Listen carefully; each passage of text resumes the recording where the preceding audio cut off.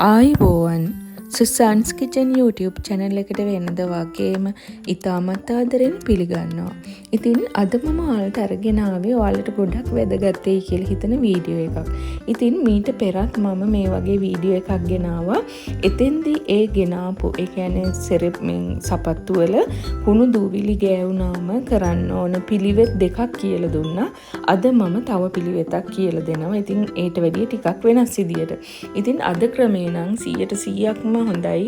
ඕනම සපත්තු වර්ගයක් ඒ කියන්නේ ඩෙක් ෂූස් වෙන්න පුළුවන්. එහෙම නැත්නම් මේ වගේ ගැහණු ළමයි දාන සපත්තු වෙන්න පුළුවන්. ඒ ඕනම දෙයක් මේ විදියට අද කියලා දෙන ක්‍රමයට ඉක්මනටම මිනිත්තුවෙන් පුළුවන් පිරිසිදු කරගන්න. ඉතින් අපි එහෙනම් බලමු කොහොමද මේක පිරිසිදු කරගන්නේ, කොහොමද ඒ වගේම මොනවද ඒ සඳහා අවශ්‍ය වෙන්නේ කියලා. ඉතින් තද අවුව තියෙන දවසක තමයි මේ වැඩේ කරන්න ඕනේ. මොකද ඉක්මනට වේල ගන්න අවශ්‍ය නිසා. ඉතින් ඔයාලට පුළුවන් මේ වගේ හොදන්න අකමැති නම් අවුවේ තියලා තද අවුවේ තියලා හොඳට පිහ දාලා පසුව ගන්නත් පුළුවන්.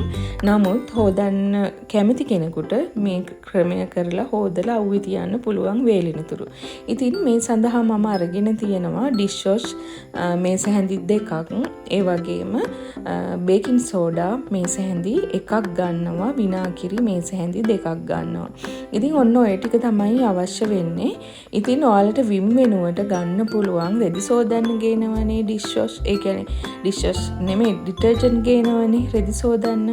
අන්නේ දියර ගන්නත් පුළුවන්. ඒ කියන්නේ රෙදි සෝදන්න ගේන දියර වර්ගයක් ගන්නත් පුළුවන්. ඉතින් මම නම් ගත්තේ මේ විම් කියන දියරය. ඉතින් එයින් මේස හැඳි දෙකක් ගත්තා. ඉතින් මට අද සපත්තු 3ක් වගේ තමයි සෝද ගන්න තියෙන්නේ.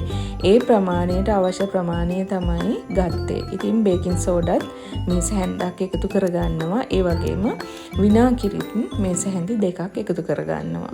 ඉතින් ඊටාම අඩු ප්‍රමාණයක්. හරිම සරල ක්‍රමයක් මේක. මේ වර්ග තුනම සාමාන්‍යයෙන් ඕනම ගෙදරක කුස්සියක තියෙනවා. ඉතින් මේ වර්ග තුන එකතු කරලා හොඳටම කවලම් කරන්න. මේ විදියට හොඳට කවලම් කරන්න ඕනේ. ඉතින් අපිට තියෙන සපත්තු ප්‍රමාණය වැඩි නම් මේට වඩා වැඩිපුර ගන්න සැලකිලිමත් වෙන්න අඩු නම් අඩුවෙන් ගන්න පුළුවන්. ඉතින් මේ තියෙන ඩෙක් ෂූස් දෙකක්. ඉතින් මේක බලන්න ඔයාලට පේනවා සුදු කොටස එහෙම හොඳටම කුණු දූවිල්ල තියෙනවා. ඉතින් ඒ වගේම මේ තියෙන්නේ ඩෙක් ෂූස් එකක්. ඉතින් ඒකෙත් එහෙම ඔයාලට පේනවනේ සුදු දාරේ කොච්චර කුණු තියෙනවද, ඒ වගේම රෝස පාට කොටසෙත් කොච්චර දූවිල්ල ගතිය තියෙනවද කියලා. ඔන්න ගෑනු ළමයි මේ වගේ සපත්තුත් දානවනේ.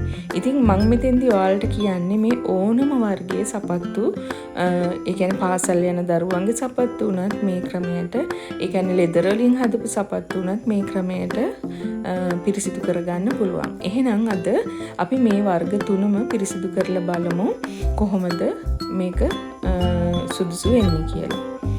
ඉතින් මම ඉස්සර වෙලාම ගන්නවා මෙන්න මේ ඒ කියන්නේ ගැහැණු ළමයි, ඒ කියන්නේ රැකියාවට යන ගැහැණු ළමයි, ගමන් බිමන් යන ගැහැණු ළමයි, ක්ලාස් යන ගැහැණු ළමයි දානවනේ මේ වගේ සපත්තු විවිධාකාරයේ සපත්තු දානවා.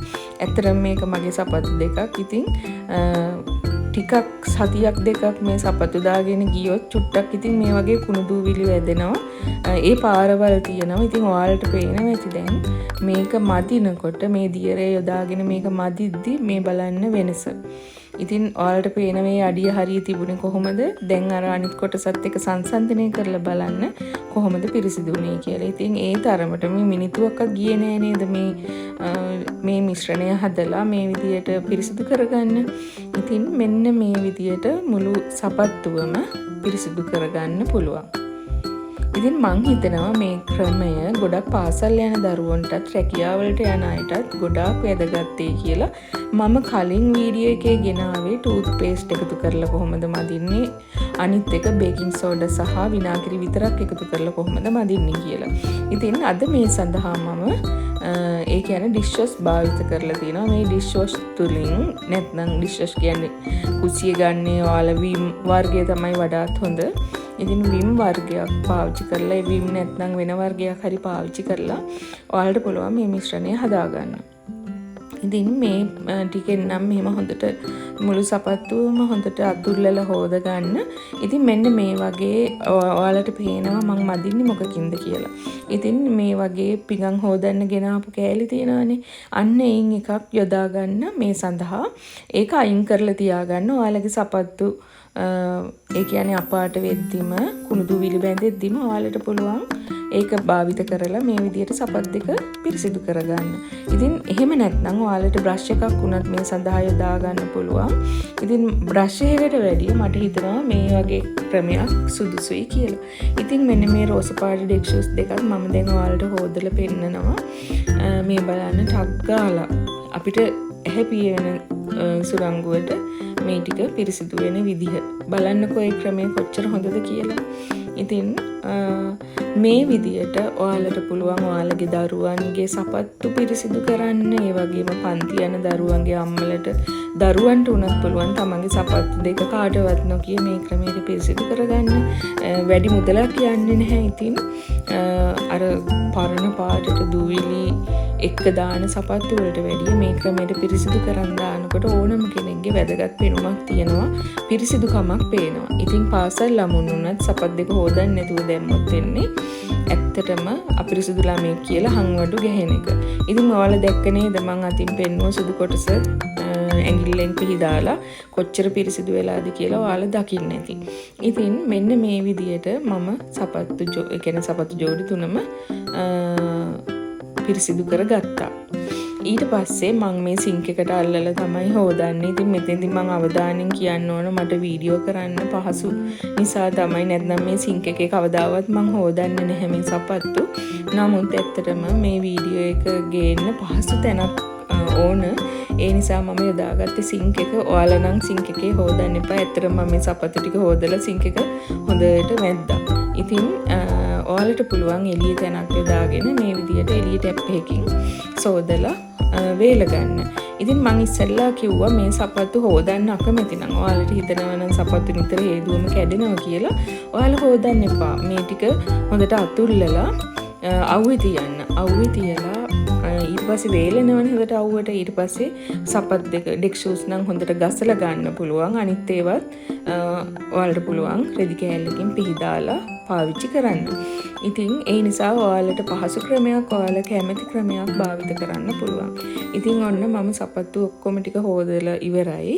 ඉතින් ඔයාලට පුළුවන් හොඳට අවුව තියෙන තැනක මේ විදියට වේලෙන්න තියන්න පුළුවන්. එහෙම නැත්නම් ඔයාලට තියෙනවා නම් ලොකු ටැංකියක් හරි ඒ වගේ තැනක් අන්න ඒ වගේ තැනක උනත් වේල ගන්න. හොඳට ඉරව්ව තියෙන තැනක් බලලා මෙන්න මේ වගේ උඩකින් උනත් තියන්න පුළුවන්. මෙන්න බලන්න සමනලයකුත් වැහුව ඇවිල්ලා ටැංකිය උඩ.